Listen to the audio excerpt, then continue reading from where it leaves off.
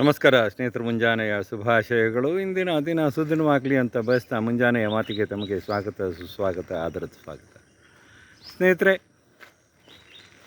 ನಿಮಗೆ ಬೆಂಗಳೂರು ಗಣೇಶ ಉತ್ಸವ ಇದು ಗೊತ್ತಿರ್ಬೋದು. ಸುಮಾರು 10 ದಿನಗಳ ಕಾಲ ಬೆಂಗಳೂರಲ್ಲಿ ನಡೆಯುತ್ತೆ ಬೆಂಗಳೂರು ಗಣೇಶ ಉತ್ಸವ.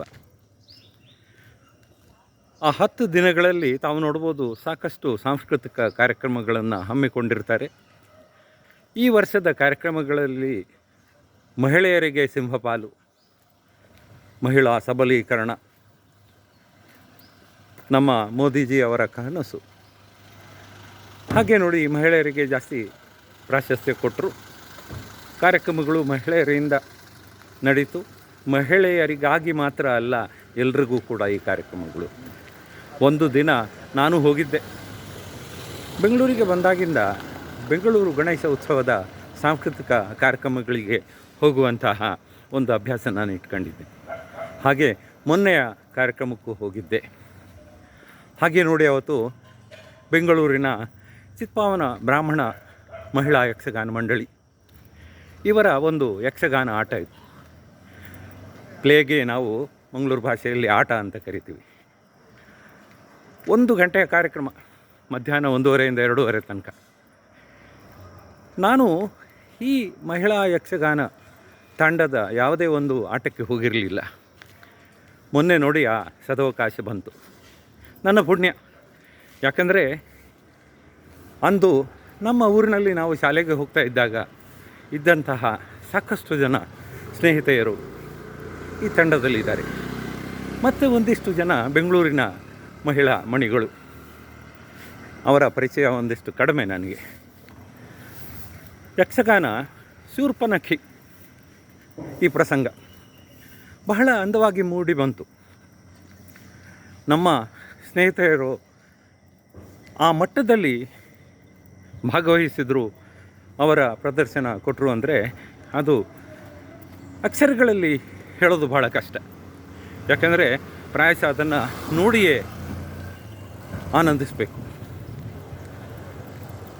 ಒಂದಿಷ್ಟು ಹೆಸರುಗಳು ನನಗೆ ಚಿರಪರಿಚಿತರು. ಯಾಕಂದರೆ ನಾವು ಶಾಲೆಗೆ ಹೋಗುವಾಗ ಮಳೆ ಗ್ರಾಮದಲ್ಲಿ, ಕಾರ್ಕಳ ತಾಲೂಕು, ಉಡುಪಿ ಜಿಲ್ಲೆ, ಅಲ್ಲಿ ಅವರು ನಮ್ಮ ಜೊತೆ ಹಿಂದೆ ಮುಂದೆ ನಮ್ಮ ಕ್ಲಾಸ್ಗಳಲ್ಲಿ ಇದ್ದವರು.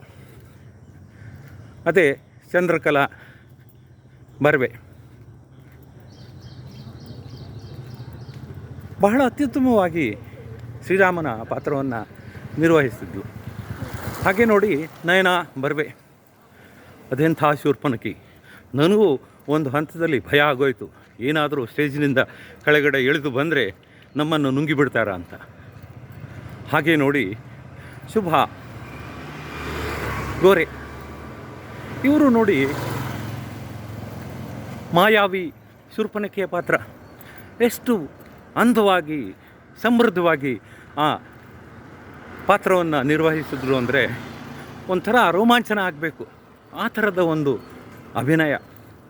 ಹಾಗೆ ಶೈಲಜಕ್ಕ ಬರ್ವೆಯವರು, ಹಾಗೆ ರಮ್ಯಾ ಗೋಖಲೆ, ಅವಳು ಕೂಡ ಸೀತೆಯಾಗಿ ಕಾಣಿಸ್ಕೊಂಡ್ಳು.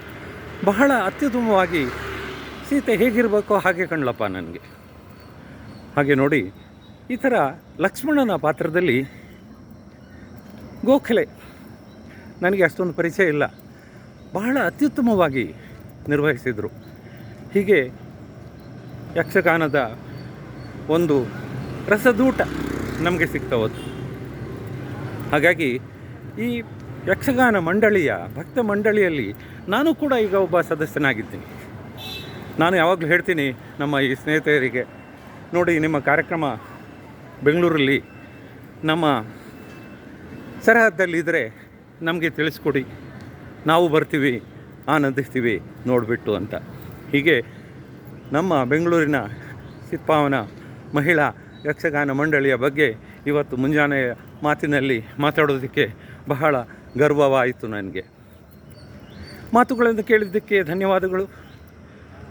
ಪ್ರೀತಿ ಇರಲಿ. ಇಂತಿ ತಮ್ಮ ವಿಠ್ಠಲ್ ಬೋಡಸ್ ಮಾಳಮುಳ್ಳೂರು. ನಮಸ್ಕಾರ.